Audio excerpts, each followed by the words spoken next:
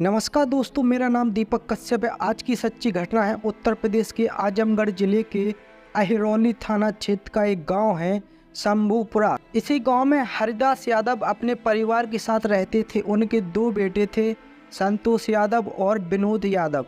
संतोष बड़ा था। अपनी मेहनत और लगन की बदौलत वह सन 2015 में उत्तर प्रदेश पुलिस में सिपाही के पद पर भर्ती हो गया था। उसकी पहली पोस्टिंग चंदौली जिले के चकिया थाने में हुई थी। नौकरी लग जाने पर घर वाले भी बहुत खुश थे। जब लड़का कमाने लगा तो घर वालों ने उसका रिश्ता भी तय कर दिया। 30 दिसंबर 2017 को उसका बरच्छा था, इसलिए वह एक सप्ताह की छुट्टी लेकर अपने गांव आया था।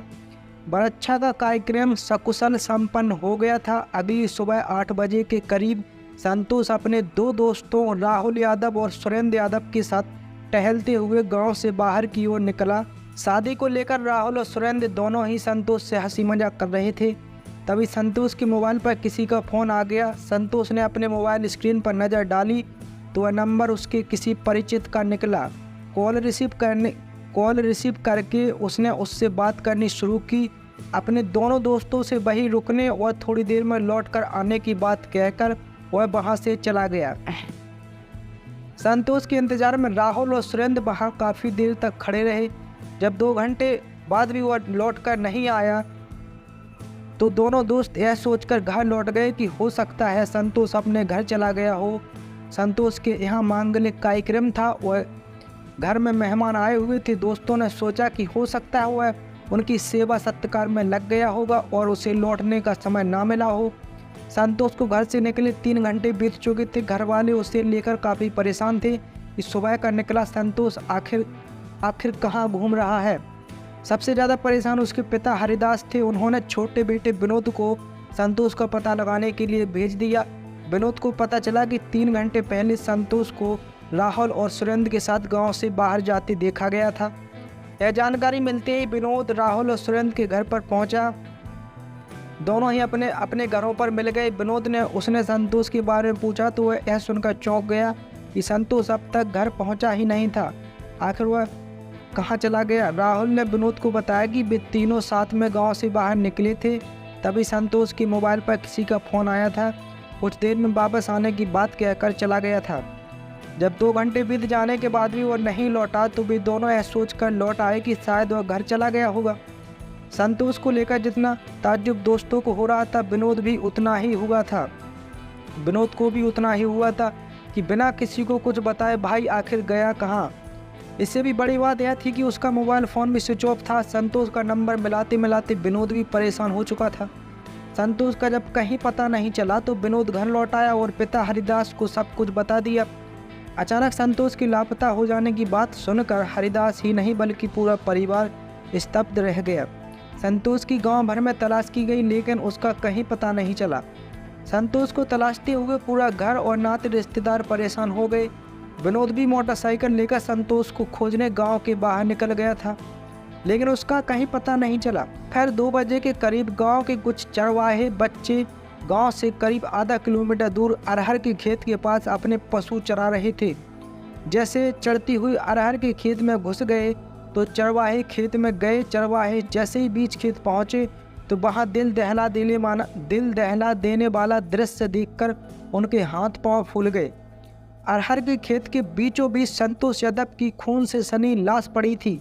लाश को देखते ही चरवाहे जानवरों को खेतों में छोड़कर चीखते हुए उल्टे पांव गांव की ओर भागे। वे दौड़ते हुए सीधे हरिदास यादव के घर जाकर रुके और एक ही सांस में पूरी बात कह डाली। बेटे की हत्या की बात पर एक बार तो हरिदास को भी विश्वास नहीं हुआ। उन्होंने उन बच्चों से कहा, बेटा किसी और की लाश होगी, तुमने ठीक से पहचाना नहीं होगा। बच्चे आस पड़ोस के थे इसलिए वे संतोष को अच्छी तरह से पहचानते थे। बच्चों ने जब उन्हें फिर से बताया कि लाश किसी और की नहीं बल्कि संतोष चाचा की ही है तो हरिदास के घर में रोना पीटना शुरू हो गया। हरिदास छोटे बेटे विनोद को लेकर अरहर के खेत में उस जगह पहुंच गया जहां संतोष की लाश पड़ी होने की सूचना मिली थी। बेटे की रक्त रंजित लाश देखकर हरिदास गश्त खाकर वहीं गिर पड़े। कुछ ही देर बाद यह बात पूरे गांव में फैल गई तो वहां पूरा गांव उमड़ गया। यह सूचना थाना के प्रभारी चंद्रभान यादव को दे दी गई थी। चूँकि हत्या भी एक पुलिसकर्मी की हुई थी इसलिए आनन फानन में थाना प्रभारी एसआई रमाशंकर यादव, कांस्टेबल महेंद्र कुमार, अखिलेश कुमार पांडे, ओम प्रकाश यादव और महिला कांस्टेबल अनीता मिश्रा के साथ घटनास्थल पर पहुंच गए। उन्होंने इसकी सूचना एसपी अजय कुमार साहनी और एसएसपी नरेंद्र प्रताप सिंह को भी दे दी। सूचना मिलने के कुछ ही देर बाद दोनों पुलिस अधिकारी भी मौके पर पहुंच गए। पुलिस ने घटनास्थल का निरीक्षण किया। जिस जगह लाश पड़ी थी वहां आसपास अरहर की फसल टूटी हुई थी। इससे लग रहा था कि मृतक ने हत्यारों से संघर्ष किया होगा।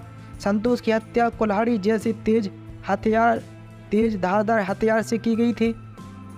हथियार के वार से उसका जबड़ा भी कटकर अलग हो गया था।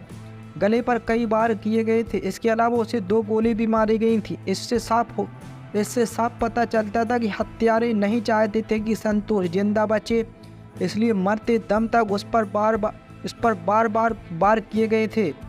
मौकाए मुआयने के दौरान पुलिस को वहां कारतूस का एक खाली खोखा भी मिला। संतोष के पास मोबाइल फ़ोन था जो उसके पास नहीं मिला। इसका मतलब था कि हत्यारे उसका मोबाइल अपने साथ ले गए थे। बहरहाल पुलिस ने कागजी कार्रवाई करके लाश पोस्टमार्टम के लिए सरकारी अस्पताल भिजवा दी। पुलिस ने मृतक के पिता हरिदास यादव की तहरीर पर अज्ञात हत्यारों के खिलाफ हत्या का मुकदमा दर्ज कर लिया। थाना प्रभारी चंद्रभान यादव ने सबसे पहले संतोष के फ़ोन नंबर की कॉल डिटेल्स निकलवाई। कॉल डिटेल खंगाली तो पता चला कि संतोष के सेल फोन पर 30 दिसंबर 2017 की सुबह आखिरी कॉल आजमगढ़ के छीटोना गांव की रहने वाली ज्योति यादव की आई थी। पुलिस ने ज्योति को पूछताछ के लिए थाने बुलाया। ज्योति से पूछताछ में पुलिस को पता चला कि वह मृतक संतोष यादव की प्रेमिका थी। पुलिस ने जब ज्योति से सख्ती से पूछताछ की तो उसने संतोष की हत्या की पूरी कहानी बता दी। उसने कहा कि संतोष को उसने ही फ़ोन करके गांव से बाहर अरहर की खेत में मिलने के लिए बुलाया था। वहाँ पहले से छिपे बैठे उसके घर वालों ने उसे मौत की घाट उतार दिया। पुलिस ने वारदात में शामिल अन्य आरोपियों की तलाश में दबिश की तो वे सभी अपने घरों से गायब मिले। पुलिस ने सिपाही संतोष यादव हत्याकांड का खुलासा 7 घंटों में कर लिया था। ज्योति से विस्तार से पूछताछ की गई तो उसने अपने प्रेमी की हत्या की जो कहानी बताई वह रोमांचित कर देने वाली थी। 22 वर्षीय ज्योति उर्फ रजनी मूल रूप से आजमगढ़ के हरौला थाने के गांव के रहने वाले रामकिशोर यादव की बेटी थी। 3 से 4 भाई बहनों में वह दूसरे नंबर की रामकिशोर यादव की खेती की जमीन थी। उसी से वह अपने 6 सदस्यों के परिवार की आजीविका चलाते थे। सांवले रंग और सामान्य कद काठी वाली ज्योति बिंदास स्वभाव की। वह एक बार किसी काम को करने की ठान लेती तो उसे पूरा करके ही मानती। ज्योति ने 12वीं तक पढ़ाई के बाद आगे की पढ़ाई नहीं की। आगे की पढ़ाई में उसका मन नहीं लग रहा था। हालांकि माँ बाप ने उसे आगे पढ़ाने की कोशिश की लेकिन उनकी कोशिश बेकार गई थी। ज्योति जिस स्कूल में पढ़ने जाया करती थी उस स्कूल का रास्ता शंभूपुर गांव से होकर जाया करता था। ज्योति सहेलियों के साथ इसी रास्ते से होकर आती जाती थी। इसी गांव का रहने वाला संतोष कुमार यादव ज्योति के स्कूल आने जाने वाले रास्ते में खड़ा हो जाता और उसे बड़े गौर से देखता था। ज्योति भले ही सांवली थी लेकिन उसमें गजब का आकर्षण था। यही आकर्षण संतोष को उसकी ओर खींच रहा था। संतोष ने ज्योति के बारे में जानकारी हासिल की तो पता चला कि वह पड़ोस के गांव के रहने वाले रामकिशोर यादव की बेटी है और उसका नाम ज्योति है। ज्योति के बारे में सब कुछ पता लगाने के बाद संतोष उसके पीछे पागल दीवानों की तरह घूमने लगा। ज्योति के घर से स्कूल जाते समय और स्कूल से लौटते समय वह गांव के बाहर खड़ा होकर उसका इंतजार करता था। ज्योति ने संतोष की ब्रह्मन नज़रों को पढ़ लिया था। वह जान चुकी थी कि संतोष उससे बेपनाह प्यार करता है। इसके बाद ज्योति के दिल में भी संतोष के प्रति चाहत पैदा हो गई। ज्योति और संतोष दोनों एक दूसरे को चाहने जरूर लगे थे लेकिन अपनी मोहब्बत का इजहार नहीं कर पा रहे थे। एक दिन ज्योति घर से स्कूल के लिए अकेली निकली।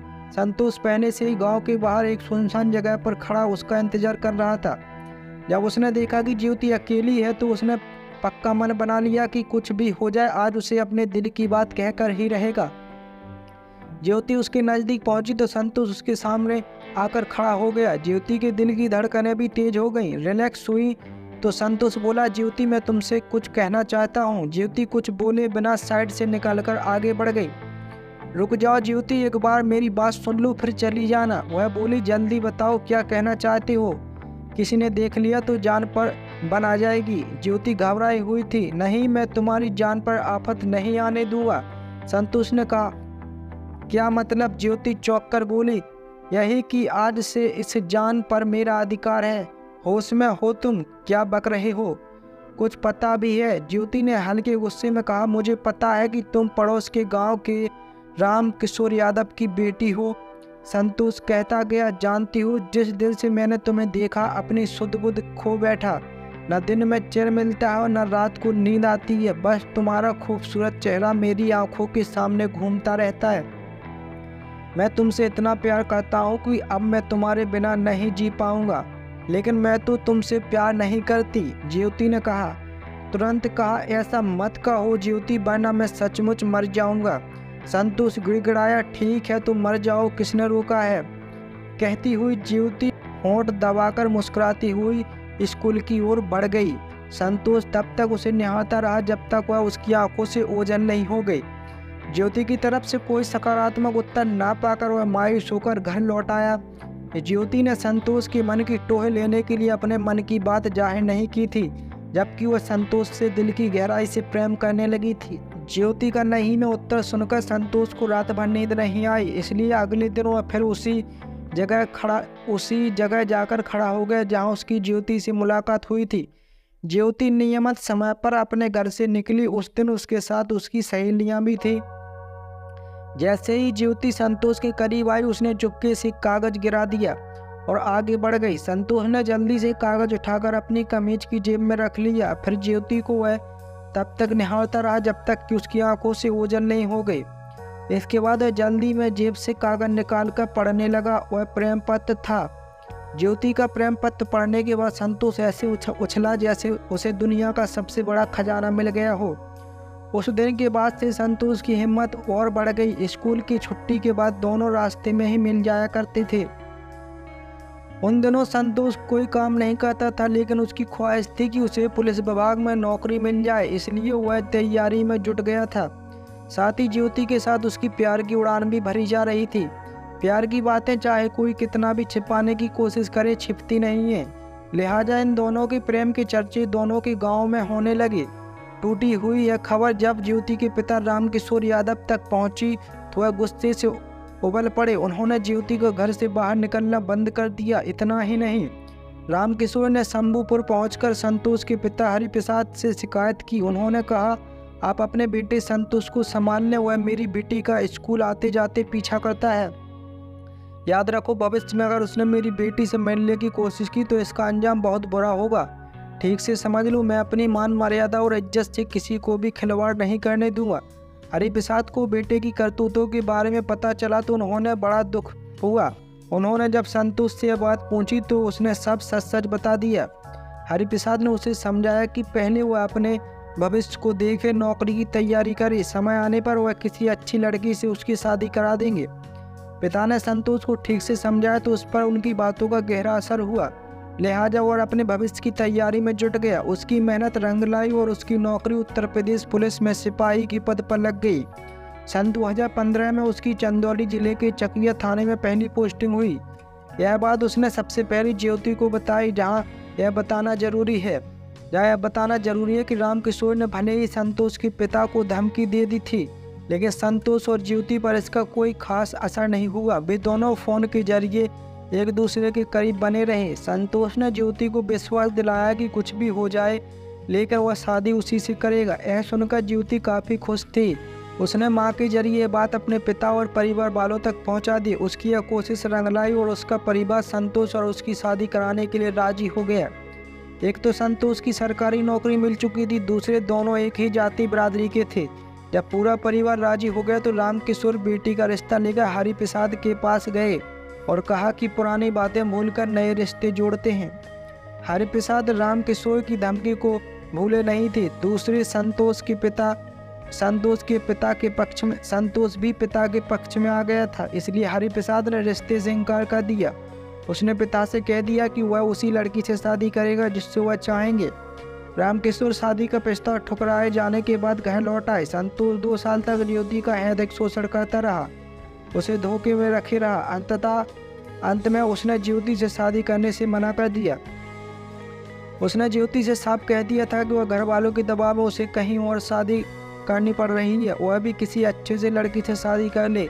यह बात ज्योति से बर्दाश्त नहीं हुआ और उसे रो रो कर माँ के सामने सारी सच्चाई खोल दी। यह बात जब रामकिशोर और उसके बेटे सर्वेश को पता चली तो गुस्से के मारे उसने तन बदन में आग सी लग गई। दोनों ने फैसला किया कि जिसने ज्योति की जिंदगी बर्बाद किया उसे किसी और लड़की से शादी नहीं करने देंगे। उसने जो गुनाह किया है उसे उसकी सजा जरूर मिलनी चाहिए। इस बीच सर्वेश को सूचना मिल गई थी कि 29 दिसंबर 2017 को संतोष का बरच्छा होने वाला है। इस कार्यक्रम में वह गांव जरूर आएगा। संतोष 28 दिसंबर को एक सप्ताह की छुट्टी लेकर घर आया। तय कार्यक्रम के मुताबिक 29 दिसंबर की शाम को संतोष का बरच्छा का कार्यक्रम संपन्न हुआ। वह बहुत खुश था। 30 दिसंबर की सुबह संतोष दोस्तों के साथ गांव के बाहर निकला, तभी उसके फ़ोन पर ज्योति का फ़ोन आ गया। उसने संतोष को फ़ोन करके गांव के अरहर के खेत में मिलने को बुलाया। वहां पहले से ही ज्योति के अलावा उसके पिता रामकिशोर, भाई सर्वेश के साथ गांव के मनोज यादव, संजय यादव और आनंद मौजूद थे। संतोष के पहुंचते ही रामकिशोर यादव, संजय यादव और आनंद ने संतोष को दबोच लिया। ज्योति को उन लोगों ने वहां से हटा दिया। गुस्से में सर्वेश ने कुल्हाड़ी से संतोष के चेहरे और गर्दन पर वार करके उसे मौत के घाट उतार दिया। संतोष की हत्या करने के बाद वहां से भागते समय सर्वेश ने कुल्हाड़ी का एक झाड़ी में छिपा दी। सर्वेश संतोष का फ़ोन भी अपने साथ ले गया। रास्ते में उसने फ़ोन से सिम निकालकर कहीं फेंक दी। ज्योति के गिरफ्तार होने के 15 दिनों के भीतर गांव से एक एक करके सभी आरोपियों को गिरफ्तार कर लिया गया। सभी आरोपियों ने अपने अपने जुर्म कबूल कर लिए थे। सर्वेश की निशानदेही पर पुलिस ने झाड़ी से कुल्हाड़ी भी बरामद कर ली। दोस्तों, वीडियो अच्छी लगी हो तो वीडियो को एक लाइक और चैनल को सब्सक्राइब जरूर कर लें। धन्यवाद।